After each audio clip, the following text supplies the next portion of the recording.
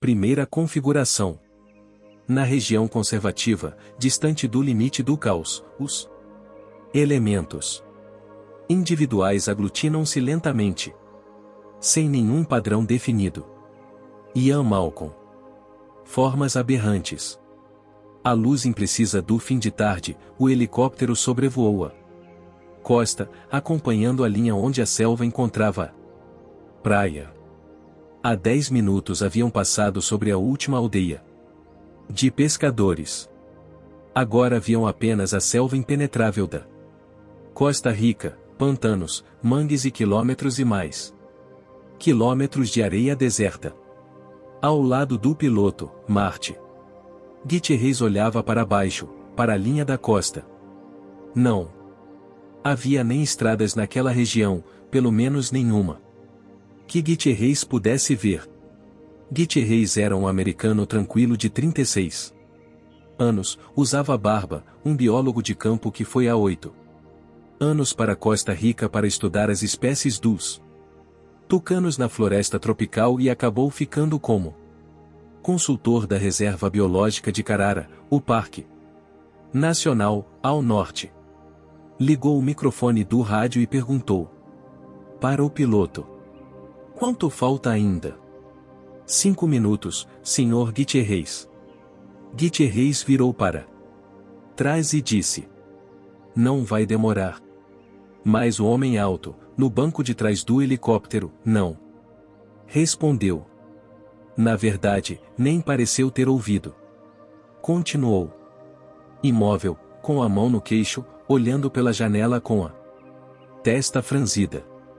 Richard Levine estava de calça e jaqueta caqui desbotadas e chapéu de aba larga australiano enfiado na cabeça quase até os olhos. Um binóculo muito usado pendia do seu pescoço. Porém, apesar da aparência descuidada, seu ar era de atenção erudita. Sob os óculos com aros de metal, os traços eram fortes e a expressão, intensa e crítica. Que lugar é este? Chamam de Rojas. Então estamos bem ao sul. Estamos a cerca de 80 quilômetros da fronteira com o Panamá. Levine olhou para a selva. Não vejo nenhuma estrada. Como foi que encontraram essa coisa? Um casal que estava acampando, disse Gutierrez. Vieram de barco, aportaram na praia. Quando foi isso? Ontem. Deram uma olhada na coisa e saíram correndo. Levine fez um gesto afirmativo. Com as pernas longas dobradas sobre o banco, as mãos debaixo do queixo. Parecia um louva a Deus. Esse era seu apelido no curso de graduação, em parte por causa da sua aparência, em parte por causa da sua tendência a decepar com os dentes a cabeça de todos os que discordavam dele. Gutierrez disse: já esteve na Costa Rica antes? Não. É a primeira vez. Depois, com um gesto irritado da mão, indicou que não estava disposto a falar sobre coisas sem importância. Gutierrez sorriu. Depois de tantos anos, Levine continuava o mesmo. Era ainda um dos mais brilhantes e mais irritantes homens de ciência. Os dois haviam estudado juntos no curso de graduação de Yale, até Levine abandonar o programa de doutorado para se formar em zoologia comparada. Levine disse que não se interessava pela pesquisa de campo contemporânea que tanto atraía Gutierrez. Com seu desdém característico, certa vez descreveu o trabalho de Gutierrez como o coleta de cocô de papagaio pelo mundo afora. A verdade era que Levine, brilhante e exigente, sentia-se atraído pelo passado, pelo mundo que já não existia. E estudava esse mundo com intensidade obsessiva. Sua memória fotográfica era famosa, bem como a arrogância, a língua ferina e o prazer indisfarçável em apontar os erros dos colegas. Como disse um colega certa vez, Levine jamais esquece uma controvérsia, se jamais Nos deixe esquecer. Os pesquisadores de campo não gostavam de Levine e o sentimento era mútuo. No fundo ele era um detalhista, um catalogador da vida animal, e sentia-se feliz estudando as coleções dos museus, corrigindo as categorias das espécies, reconstruindo os esqueletos expostos. Não gostava da poeira e dos inconvenientes da vida no campo de estudo. Por sua vontade, Levine jamais sairia do museu. Mas era seu destino viver no maior período de descobertas da história da paleontologia. O número de espécies conhecidas de dinossauros tinha duplicado nos últimos 20 anos e novas espécies eram descritas, numa média de uma a cada 7 semanas. Assim, a fama mundial de Levine o obrigava a viajar continuamente pelo mundo todo, examinando novas descobertas e dando sua opinião abalizada. Pesquisadores que só a contragosto admitiam que precisavam dela. De onde você veio? Perguntou Gutierrez. Mongólia. Eu estava no deserto de Gobi, a 3 horas de Ulaanbaatar. E mesmo? E o que há por lá? John Ralston tem uma escavação. Ele descobriu um esqueleto incompleto e pensou que se tratasse de uma nova espécie de Velociraptor. Queria a minha opinião. E Levine deu de ombros. Na verdade, Ralston jamais conheceu coisa alguma de anatomia. E um hábil levantador de fundos, mas, quando descobre alguma coisa, não tem competência para continuar o trabalho. Disse isso a ele? Por que não? E a verdade? E o esqueleto? O esqueleto não era de um raptor. Os ossos do metatarso são completamente diferentes, o pubis muito ventral, o isquio sem um obturador adequado e os ossos longos leves demais. Quanto ao crânio, e Levine virou os olhos para o alto. O palato muito espesso, as fenestras orbitais anteriores muito frontais, a carina distal muito pequena, e assim por diante. A saliência angular quase inexistente. E isso? Não sei o que Ralston estava pensando. Suspeito que se trate de uma subespécie de Troodon, mas ainda não tenho certeza. Troodon? Perguntou Gutierrez. Um pequeno carnívoro do Cretáceo, 2 metros dos pés ao acetábulo. Na verdade, um terópodo bastante comum.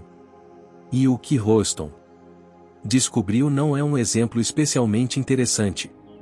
Contudo, havia um detalhe curioso. O material incluía um artefato intergomental, uma marca de pele de dinossauro. Não é um achado raro. Até hoje já foram obtidas pelo menos uma dezena de boas impressões de pele, a maior parte entre os Hadrosauridae. Mas nenhuma igual a essa, uma vez que sem dúvida alguma essa pele de animal possui certas características incomuns nunca antes atribuídas aos dinossauros. Senores, o piloto interrompeu. Estamos chegando à Baía de Juan Fernandes. E possível circular um pouco sobre ela antes de descer? Pediu Levine. Levine olhou pela janela, intensamente atento outra vez. A conversa esquecida. Estavam sobrevoando a selva, que se estendia por quilômetros e quilômetros nas encostas das colinas, até se perder de vista. O helicóptero virou para um lado para sobrevoar a praia. Lá está, disse Gutierrez, apontando para fora da janela. A praia era um crescente limpo e branco, completamente deserta na luz do fim do dia. Para o sul viram a massa compacta e escura na areia. Lá de cima parecia uma rocha. Ou talvez um monte de algas marinhas. Era informe, com mais ou menos 1,5 metros de largura. Em volta dela havia uma porção de pegadas Quem esteve aqui? Perguntou Levine, com um suspiro. O pessoal do Serviço de Saúde Pública esteve na praia esta manhã. Fizeram alguma coisa? Tocaram no animal ou alteraram sua posição? Não sei dizer, respondeu Gutierrez. O Serviço de Saúde Pública, disse Levine, balançando a cabeça. O que eles sabem? Marty não devia ter deixado que chegassem perto. Ei, eu não governo o país. Fiz o melhor possível. Eles queriam destruir tudo antes mesmo de você chegar. Pelo menos consegui manter o animal intacto até agora. Mas não sei até quando vão esperar. Então é melhor começar o trabalho, disse Levine.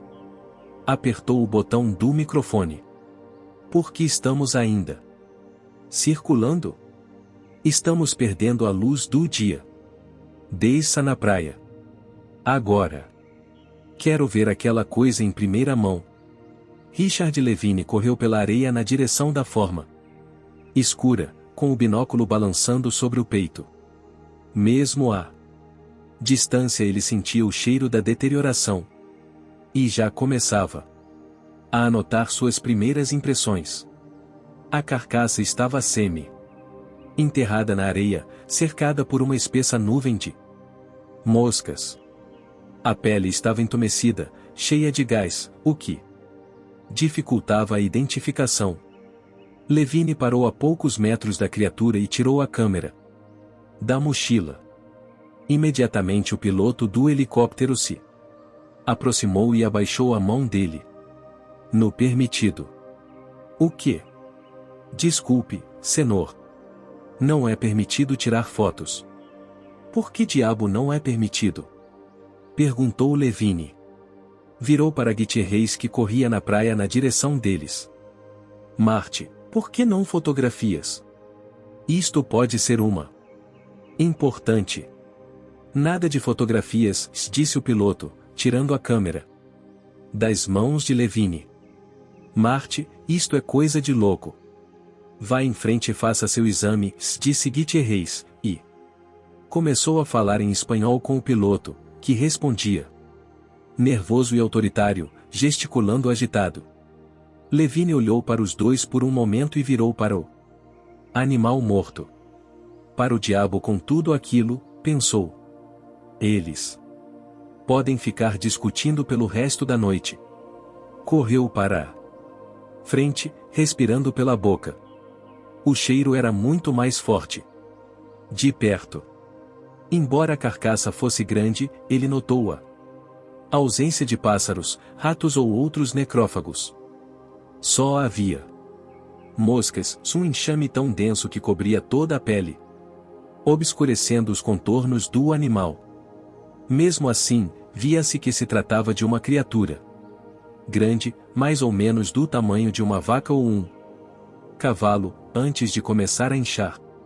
A pele estava rachada pelo calor do sol e começava a descascar, expondo a camada subdérmica, amarela e pegajosa. Nossa, como fedia! Levine fez uma careta. Com esforço. Tentou voltar toda a atenção para o animal morto. Podia ter o tamanho de uma vaca, mas não era um mamífero. Não tinha pelos. A cor original aparentemente era verde, com uma sugestão de listras mais escuras. A superfície epidérmica era coberta por tubérculos poligonais de vários tamanhos, num padrão que lembrava a pele de um lagarto. A textura variava nas diferentes partes, os tubérculos maiores e menos distintos na parte inferior da barriga. Havia grandes dobras de pele no pescoço, nos ombros e nas juntas das ancas, mais uma vez lembrando um lagarto. Mas a carcaça era grande. Levine estimou que o animal devia pesar originalmente cerca de 100 ou 110 quilos. Nenhum lagarto crescia tanto, em nenhuma parte do mundo, exceto os dragões Komodo da Indonésia. Os Varanus comodoensis eram lagartos monitores com 2,70 metros de comprimento, carnívoros do tamanho de crocodilos que devoravam cabras e porcos, e às vezes seres humanos. Mas não havia lagartos monitores em nenhum lugar do Novo Mundo. É claro que este podia ser um espécime dos Iguanidae. Os iguanas podiam ser encontrados em toda a América do Sul e os iguanas marinhos eram bem grandes. Mesmo assim, o tamanho desse animal era um recorde.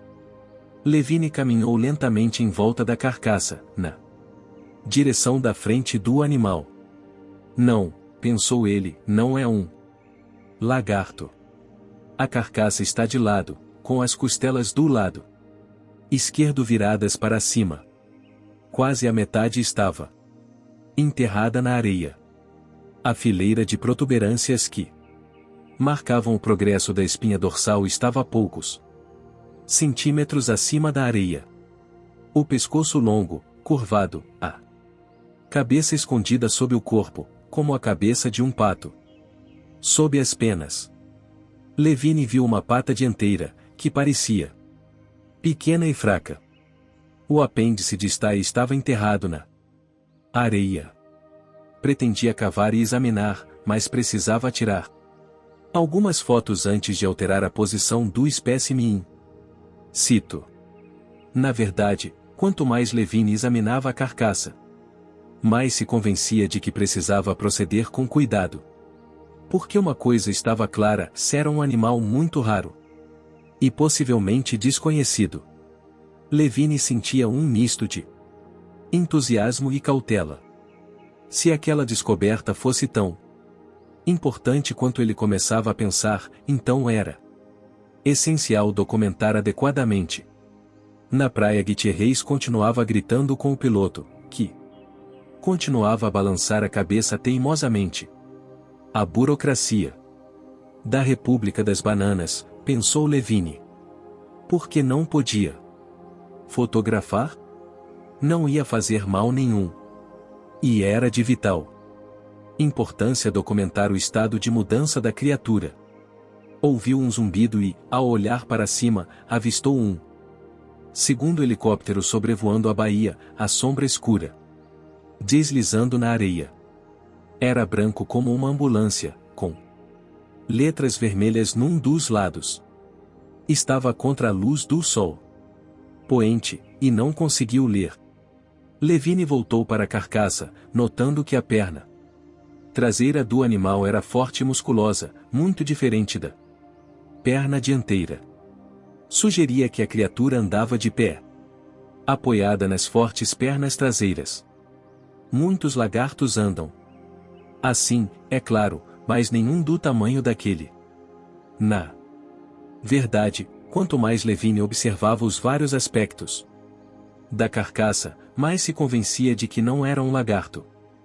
Procurou apressar seu exame do animal porque a luz do sol estava cada vez mais fraca e ele tinha muito que fazer. Ainda. No estudo de qualquer espécime deviam ser feitas duas perguntas igualmente importantes. Primeira, que animal era aquele? Segunda, qual a causa da sua morte? Examinando a anca do animal, viu uma estreita laceração na pele, sem dúvida devido à expansão dos gases subcutâneos.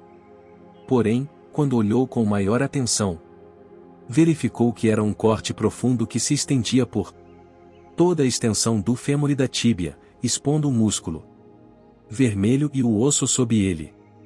Levine se aproximou, ignorando o cheiro e os vermes brancos que se moviam nos tecidos expostos da laceração porque compreendeu que eu sinto muito, disse Gutierrez, aproximando-se dele. Mas o piloto se recusa a dar permissão. O piloto parou ao lado de Gutierrez, observando nervosamente os dois homens. Marty, disse Levine. Eu realmente preciso tirar algumas fotos. Infelizmente, não é possível. Gutierrez deu-te ombros. É importante, Marty. Sinto, mas já fiz o possível. Adiante, na praia, o helicóptero branco aterrissou na areia. E o ruído do motor diminuiu. Homens uniformizados começaram a desembarcar. Marte, o que você acha que é este animal? Bem, só posso dar um palpite, respondeu Gutierrez. A julgar pelas dimensões gerais, eu diria que é um iguana. Nunca antes identificado. É extremamente volumoso, é. Claro, e evidentemente não nativo da Costa Rica. Meu palpite é que veio das Ilhas Galápagos, ou da... Não, Marte, disse Levine. Não é um iguana. Antes que você diga mais alguma coisa, Gutierrez olhou rapidamente para o piloto, precisa saber que várias espécies desconhecidas de lagartos têm aparecido nesta área. Ninguém sabe ao certo por quê. Talvez por causa de desmatamentos na floresta tropical, ou outra coisa qualquer. Mas estão aparecendo espécies novas. Há alguns anos têm aparecido espécies não identificadas de Marte. Não é um maldito lagarto. Gutierrez piscou os olhos. O que está dizendo? É claro que é um lagarto. Acho que não é, se insistiu Levine. Provavelmente você está se deixando enganar pelo tamanho. O fato é que aqui, na Costa Rica, ocasionalmente, encontramos essas formas aberrantes. Marte, Levine interrompeu. Eu nunca me deixo enganar. Bem, é claro, eu não quis dizer isso. Estou dizendo que não é um lagarto. Desculpe, Gutierrez balançou a cabeça. Mas não. Posso concordar com você. Os homens, reunidos ao lado do helicóptero, estavam pondo máscaras cirúrgicas. Não estou pedindo que concorde comigo, disse Levine, voltando para a carcaça. O diagnóstico pode ser estabelecido facilmente, tudo o que temos a fazer é escavar para tirar da areia a cabeça, ou um dos membros, por exemplo, este aqui, que eu acredito. Não terminou a frase e se inclinou para a frente. Examinou a parte anterior da coxa do animal. O que é? Perguntou Gutierrez. Dê-me seu canivete. Para quê? Apenas me dê o canivete. Gutierrez tirou o canivete do bolso e o entregou com o cabo voltado para Levine, que olhou atentamente para a carcaça. Acho que vai achar isto interessante. O quê? Acompanhando a linha posterior da Derme A1. De repente ouviram gritos na praia e viram os homens do helicóptero correndo para eles. Carregavam tanques de metal nas costas e gritavam em espanhol. O que estão dizendo? Perguntou Levine, franzindo a testa. Gutierrez suspirou. Estão mandando que nos afastemos. Diga que estamos ocupados. Levine se inclinou outra vez para o animal. Mas os gritos continuaram. De repente ouviram algo como um rugido furioso, e, erguendo os olhos, Levine viu os lança-chamas ligados lançando enormes jatos de fogo à luz do fim do dia. Ele deu a volta na carcaça e correu para os homens, gritando: Não! Não! Mas ninguém deu atenção. Ele gritou: Não, isto é um precioso. O primeiro homem uniformizado segurou Levine e o jogou violentamente na areia. Que diabo estão fazendo? Levine berrou, levantando-se. Mas, antes de acabar de falar, viu que era tarde demais. As primeiras chamas tinham alcançado a carcaça, escurecendo a pele, acendendo as bolas de metano com um puff azulado. A fumaça espessa começou a subir para o céu. Parem! Parem! Levine virou para Gutierrez. Mande parar com isso. Mas Gutierrez estava imóvel, olhando para a carcaça. Consumido pelas chamas, o torso se abriu e a gordura saiu em jatos. Então, a pele toda foi queimada, as costelas negras e grossas apareceram, o torso inteiro girou, e de repente o pescoço do animal se ergueu, no meio das chamas, movendo-se à medida que a pele se contraía. E no interior do fogo Levine viu um focinho longo e pontudo com fileiras de dentes agudos e predadores, órbitas vazias, tudo queimando, como um dragão medieval subindo ao céu em chamas. San José. Sentado no bar do aeroporto, Levine tomava vagarosamente sua cerveja, esperando o avião que o levaria de volta aos Estados Unidos. Gutierrez, na frente dele no outro lado da pequena mesa, não parecia disposto a conversar. Há alguns minutos os dois guardavam um silêncio um tanto embaraçoso. Gutierrez olhou para a mochila de Levine no chão, a seus pés.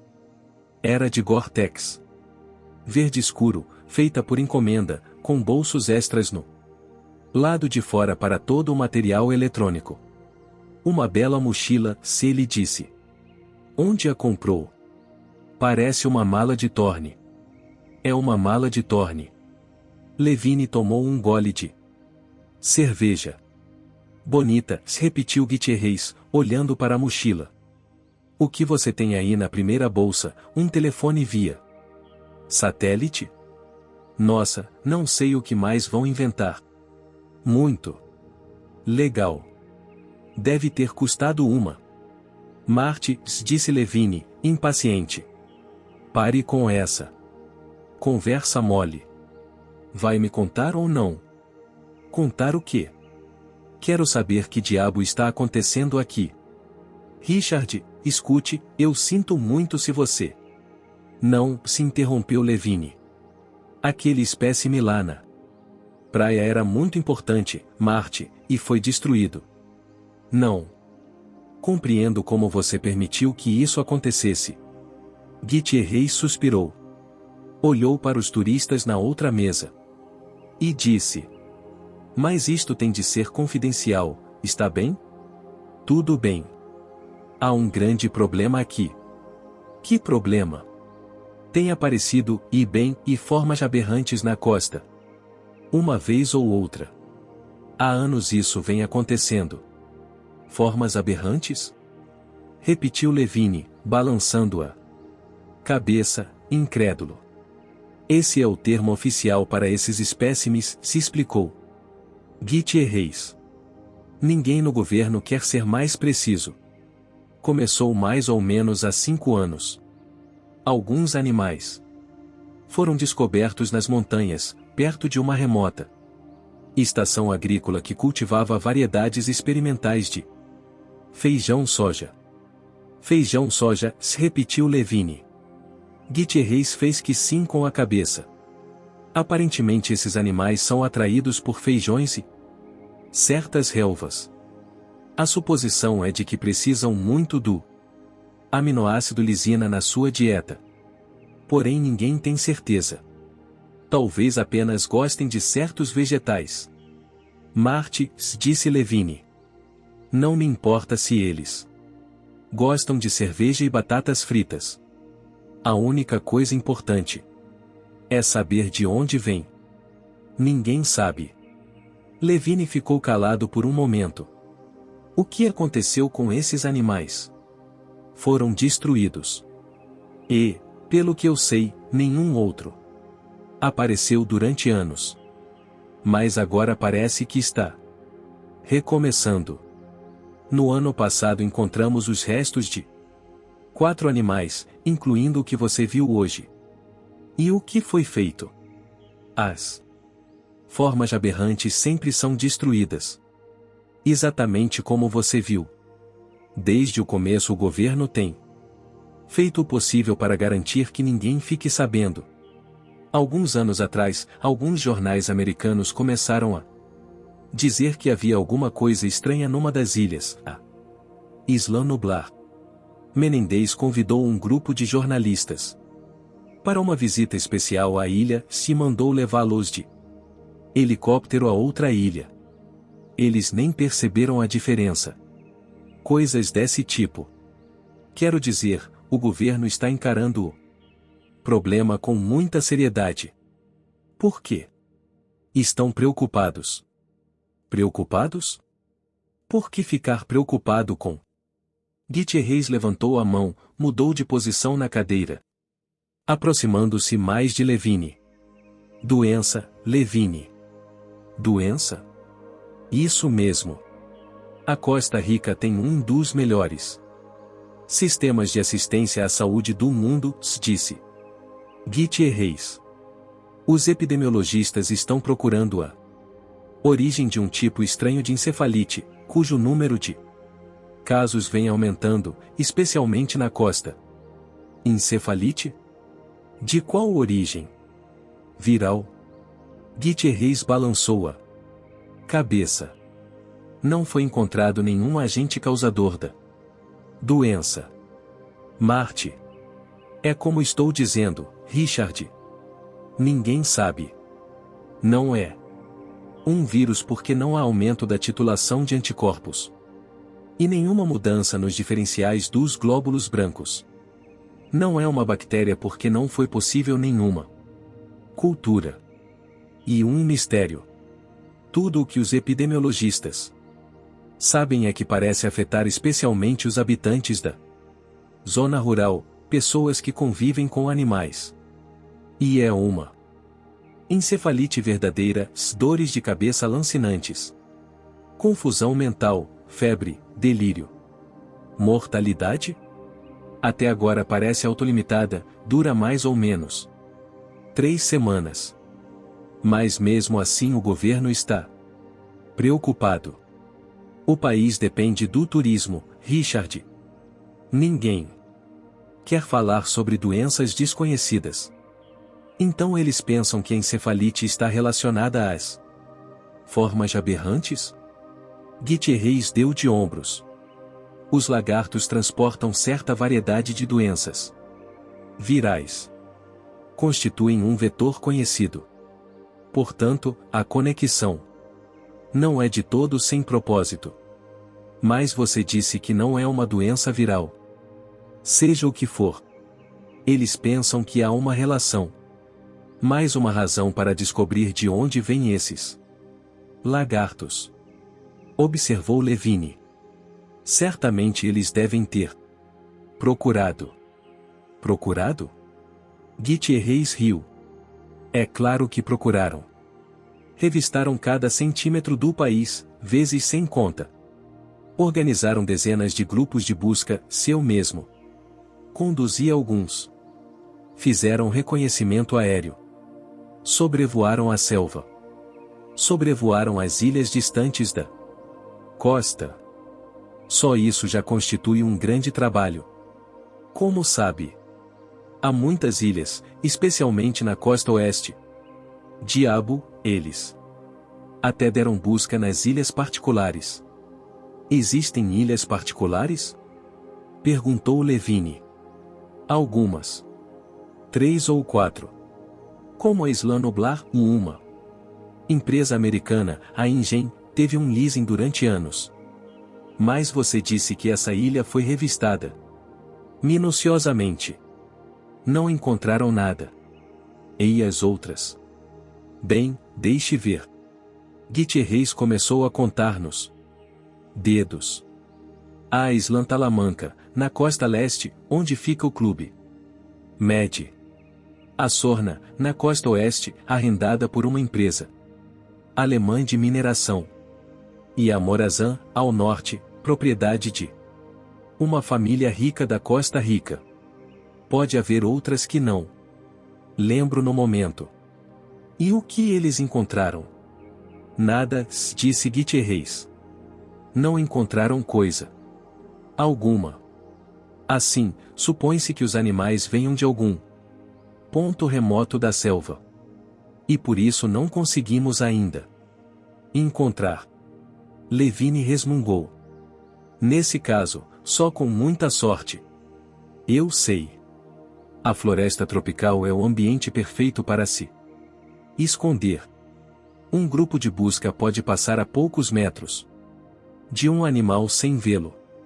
Nem os sensores remotos da mais avançada tecnologia ajudam muito porque precisam penetrar várias camadas. Nuvens, copas das árvores, flora rasteira. É quase praticamente impenetrável. Qualquer coisa pode se esconder na floresta tropical. Seja como for, continuou ele. O governo está frustrado. E é claro que não é o único interessado no caso. Levine ergueu os olhos rapidamente. Oh! Sim. Por algum motivo, parece que é muito grande o interesse por esses animais. Que tipo de interesse? Levine procurou parecer o mais calmo possível. No outono passado, o governo concedeu permissão a um grupo de botânicos da Berkeley para fazer um reconhecimento aéreo das copas das árvores da selva no Planalto Central. Estavam trabalhando há um mês quando surgiu uma questão sobre o pagamento do combustível do avião, ou coisa parecida. Seja como for, um burocrata de San José telefonou para Berkeley reclamando. E Berkeley disse que não sabia nada sobre o tal grupo de estudo. Nesse ínterim, o grupo fugiu do país. Então, ninguém sabe quem eles são? Ninguém. Então, no último inverno, 2 geólogos suíços apareceram para coletar amostras nas ilhas ao longo da costa, segundo eles como parte de um estudo das atividades vulcânicas na América Central. As ilhas ao largo da costa são todas vulcânicas e a maioria com vulcões relativamente ativos, portanto, parecia uma requisição razoável. Mas no fim os geólogos só trabalhavam para uma empresa americana de genética chamada Biose e estavam procurando, bem, e animais grandes nas ilhas. Por que uma empresa de biotecnologia estaria interessada? Perguntou Levine. Não faz sentido. Talvez não para você e para mim, mas a Biose não tem boa fama. O chefe de pesquisa é um cara chamado Lewis Dobson. Oh, sim, disse Levine, se eu sei.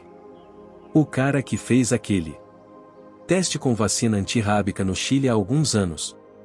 Oh! Teste em que expunham os agricultores à raiva sem dizer o que estavam fazendo. Esse mesmo. Ele também começou um teste de mercado de uma batata criada pela engenharia genética nos supermercados, sem dizer a ninguém que era um produto alterado. Provocou diarreia nas crianças, algumas foram parar no hospital. Depois disso, a empresa teve de contratar George Baselton para consertar no imagem. Parece que todo mundo contrata Baselton, disse Levine. Gutierrez deu de ombros. Hoje em dia, os professores universitários de grande nome dão consultorias. Faz parte do negócio.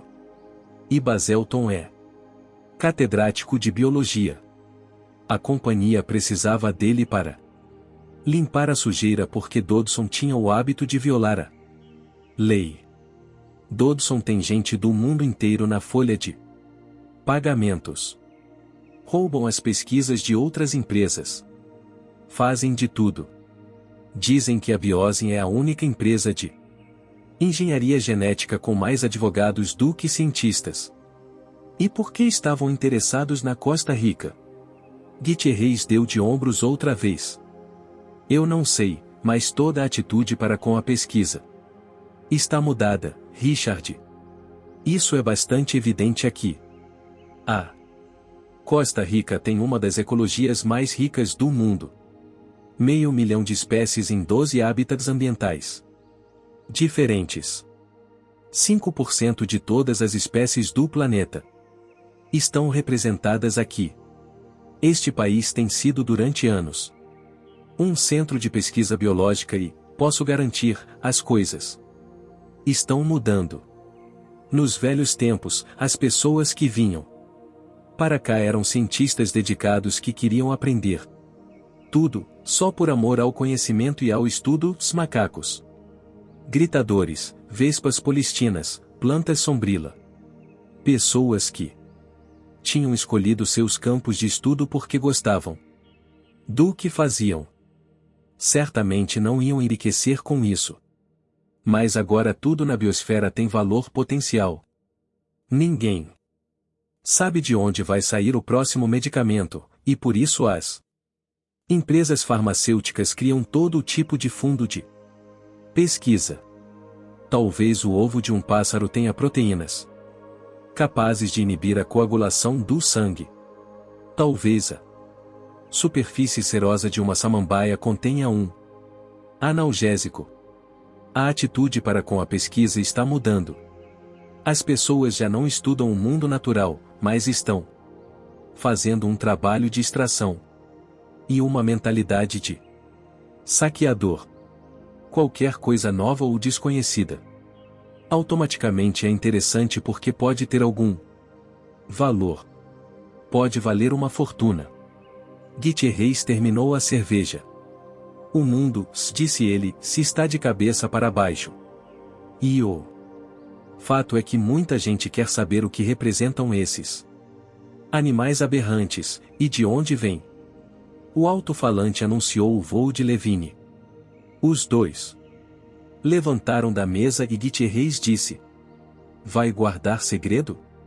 Quero dizer, de tudo que viu hoje? Para ser franco, respondeu Levine, eu não sei o que vi hoje. Podia ser qualquer coisa. Gutierrez sorriu. Boa viagem, Richard. Cuide-se, Marte. A partida. Com a mochila nas costas, Levine dirigiu-se para a sala de embarque. Voltou-se para acenar um adeus, mas Gutierrez já caminhava para a saída, com o braço levantado para chamar o táxi. Levine deu de ombros e continuou seu caminho. Logo adiante ficava o balcão de controle de passaportes, com uma fila na frente. Levine tinha reservado passagem no voo noturno para São Francisco com uma longa escala na Cidade do México. A fila não estava muito longa. Provavelmente tinha tempo de telefonar para o escritório e avisar a sua secretária Linda a hora do voo. Talvez, pensou, devesse também ligar para Malcolm. Olhou em volta e viu a fileira de telefones com a indicação ICT teléfonos. Internet ou não, na parede da direita, mas eram poucos e estavam todos ocupados. Era melhor usar o telefone satélite, pensou, tirando a mochila dos ombros, e talvez fosse melhor. Levine parou, pensando. Olhou outra vez para a parede. 4 pessoas estavam usando os telefones. A primeira era uma mulher loura de short top, balançando num braço uma criança queimada de sol enquanto falava. O segundo era um homem de barba com uma jaqueta safari, que olhava constantemente para o Rolex que tinha no pulso. A terceira era uma mulher grisalha, falando espanhol, enquanto os 2 filhos adultos, ao seu lado, balançavam enfaticamente as cabeças confirmando o que ela dizia. A última pessoa nos telefones era o piloto do helicóptero. Não estava com o paletó do uniforme, mas com uma camisa de mangas curtas e gravata. Estava virado para a parede, com os ombros curvados para a frente. Levine aproximou-se dele e ouviu que o piloto falava em inglês. Levine pôs a mochila no chão e, enquanto ouvia, fingiu que estava ajustando as tiras. O piloto continuava de costas para ele. Levine ouviu o homem dizer: não, não, professor. Não é isso. Não. Uma pausa e ele disse: não, eu estou dizendo que não, desculpe, professor Baselton, mas não sabemos. É uma ilha, mas qual delas? Precisamos esperar mais informações. Não, ele vai partir esta noite. Não, acho que. Ele não sabe de nada e não tirou nenhuma foto. Não. Eu. Compreendo. Adiós. Levine abaixou a cabeça quando o piloto passou. Apressado na direção do balcão da Laxa, na outra extremidade do aeroporto. Que diabo é isso? Pensou Levine. É uma ilha, mas qual delas? Como sabiam que era uma ilha? O próprio Levine não tinha certeza. E há algum tempo vinha estudando a fundo esses achados, dia e noite, tentando encaixar todas as partes. De onde os animais tinham vindo? Por que aquilo estava acontecendo? Levine foi para um canto onde não podia ser visto e tirou da mochila o pequeno telefone satélite. Digitou rapidamente um número de telefone em São Francisco. A ligação foi rápida, clicando quando entrou em contato com o satélite. O telefone no outro lado começou a tocar. Depois um bip e uma voz eletrônica disse: por favor, digite seu código de acesso.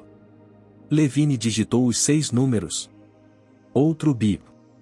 A voz eletrônica disse: deixe sua mensagem. Estou telefonando, disse Levine, para dar o resultado da viagem. Único espécime, não em boa forma. Localização: BB 17 no seu mapa. Isso fica bem ao sul, o que combina com todas as nossas hipóteses. Não consegui uma identificação exata antes de queimarem o espécime. Mas acredito que fosse um ornitolestes.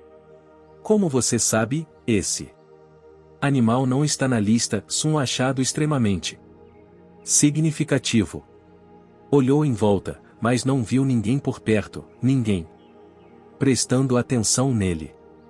Continuou: além disso, havia um corte profundo na parte lateral do fêmur. Isso é extremamente estranho. Hesitou, não querendo falar demais. E estou enviando uma amostra que precisa ser examinada. Penso também que outras pessoas estejam interessadas. Seja como for, o que está acontecendo aqui é algo novo, Ian. Há mais de um ano não aparecia nenhum espécime e agora estão voltando a aparecer.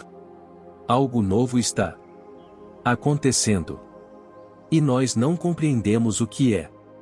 Ou será que compreendemos? Pensou Levine. Desligou o telefone e o guardou na bolsa externa da mochila. Talvez, pensou ele, saibamos mais do que pensamos. Olhou pensativamente para o portão de embarque. Estava na hora de tomar o avião. Palo Alto. Às 2 horas da manhã, Ed James entrou no estacionamento quase deserto do Marie Callender's, na Carter Road. O BM Vreto já estava lá, estacionado perto da entrada. De onde estava ele avistou Dodson sentado a uma mesa entre divisórias baixas, no restaurante, o rosto de traços pouco marcados contraído. Dodson nunca estava de bom humor naquele momento. Ele falava com o homem enorme que estava ao seu lado e olhava impaciente para o relógio. O homem grande era Baselton, o professor que aparecia sempre na televisão. James ficava mais tranquilo quando o professor estava presente. Dodson dava calafrios a qualquer um, mas era difícil imaginar Baselton envolvido com alguma coisa irregular. James desligou o motor e abaixou o retrovisor para abotoar o colarinho e pôr a gravata. Olhou para o espelho. Rapidamente, um homem cansado e despenteado com uma barba de 2 dias. Que diabo, pensou. Como não parecer cansado? Já era o meio da maldita noite. Dodson sempre marcava os encontros para o meio da noite, sempre no mesmo bendito restaurante, Marie Calendar. James não entendia por quê. O café era horrível. Mas afinal havia muita coisa que ele não entendia.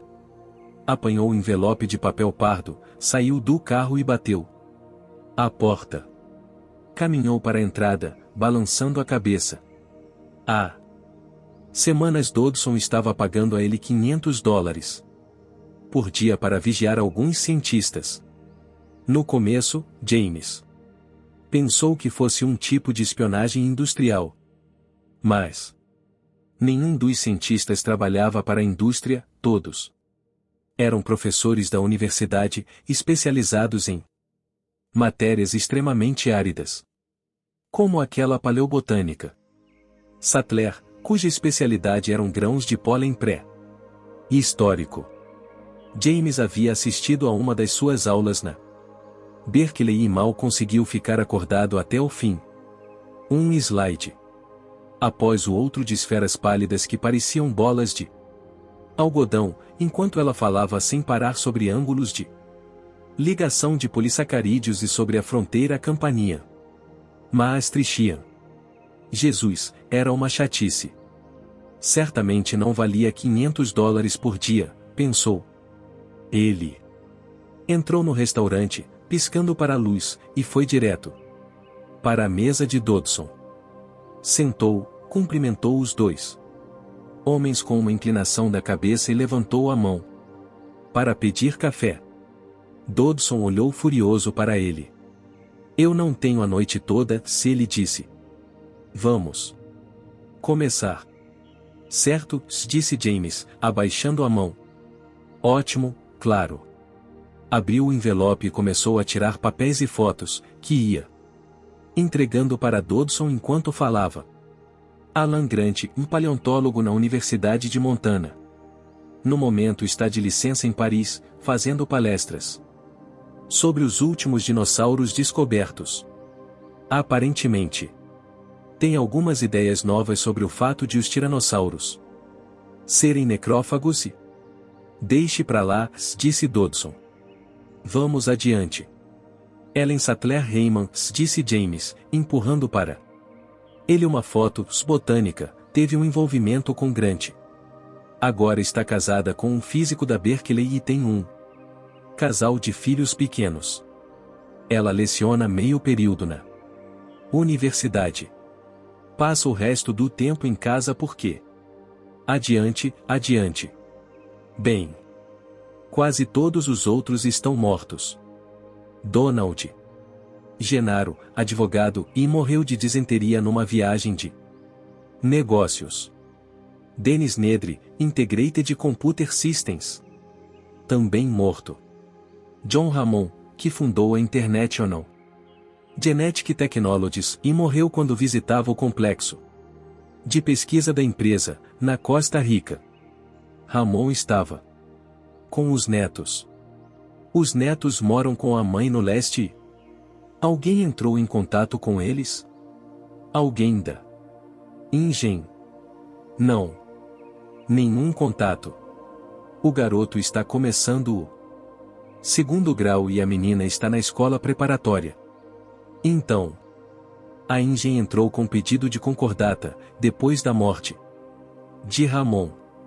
Está nos tribunais desde a morte dele. Os bens materiais finalmente começaram a ser vendidos. Nas 2 últimas semanas, para ser exato. Baselton falou pela primeira vez. O sítio B está envolvido na venda? James não entendeu. Sítio B? Sim. Ninguém mencionou o sítio B? Não, nunca ouvi falar. O que é? Se ouvir alguma coisa sobre o sítio B, queremos saber. Disse Baselton. Sentado ao lado de Baselton, Dodson olhou rapidamente para as fotos e os papéis com informações, depois empurrou tudo para o lado, impaciente, e olhou para James. O que mais você tem? Isso é tudo, Dr. Dodson. Isso é tudo? Nada sobre Malcolm e Levine? Ainda são amigos? James consultou suas anotações. Não tenho certeza. Baselton franziu a testa. Não tem certeza? O que quer dizer com isso? Malcolm conheceu Levine no Instituto Santa Fé, disse James. Passaram algum tempo lá há 2 anos mais ou menos. Mas Malcolm não tem estado em Santa Fé. Recentemente. Está dando uma série de palestras na Berkeley como professor visitante do Departamento de Biologia. Leciona modelos matemáticos da evolução. E ao que parece perdeu contato com Levine. Eles cortaram relações? Talvez. Ouvi dizer que discutiram sobre a expedição de Levine. Que expedição? Perguntou Dodson, inclinando-se para a frente. Há 1 ano mais ou menos Levine está planejando um tipo de expedição. Encomendou veículos especiais a uma empresa chamada Mobile Field Systems. É uma fábrica pequena em Node City, dirigida por um cara chamado Jack Thorne. Thorne adapta jipes e caminhões para cientistas que fazem pesquisa de campo. Cientistas na África, Sichuan e no Chile garantem a qualidade do seu trabalho. Malcolm sabe da expedição? Deve saber. Ele vai ocasionalmente à empresa de Thorne. 1 vez por mês, mais ou menos. E Levine tem ido lá todos os dias, é claro. Foi assim que ele foi parar na cadeia. Na cadeia? Perguntou Baselton. Isso mesmo, disse James, consultando suas anotações. Vejamos. 10 de fevereiro. Levine foi detido por dirigir a 190 numa zona de velocidade máxima permitida de 20 km. Bem na frente de um colégio em Vold City. O juiz apreendeu a Ferrari dele. Tirou sua licença e o condenou a prestar serviços à comunidade. Basicamente, ordenou que desse aulas no colégio. Baselton sorriu. Richard Levine lecionando num colégio. Eu gostaria de ver. Ele tem cumprido a pena conscienciosamente. De qualquer modo, tem passado muito tempo em Vold City. Isto é, até sair do país. Quando ele saiu do país? Perguntou Dodson. Há 2 dias. Foi a Costa Rica. Viagem rápida. Devia voltar esta manhã. E onde ele está agora? Eu não sei. E acho que, bem, não vai ser fácil encontrar. Por quê? James hesitou, tossiu. Porque seu nome constava da relação de passageiros do voo da Costa Rica, mas ele não estava a bordo quando o avião chegou aqui. Meu contato na Costa Rica diz que ele saiu do hotel em San José antes da hora do voo e não voltou. Não tomou nenhum outro avião para sair da cidade. Assim, neste momento, acho que Richard Levine desapareceu. Durante o longo silêncio que se seguiu, Dodson recostou no banco, assobiando entre os dentes. Olhou para Baselton, que balançou a cabeça. Dodson apanhou os papéis. Cuidadosamente os empilhou, batendo-os na mesa. Depois os guardou no envelope de papel pardo e entregou para James. Agora escute, seu cretino filho da mãe, disse Dodson. Quero só uma coisa de você. E muito simples. Está ouvindo? James engoliu em seco. Estou ouvindo. Dodson inclinou-se sobre a mesa. Encontre Levine, disse ele.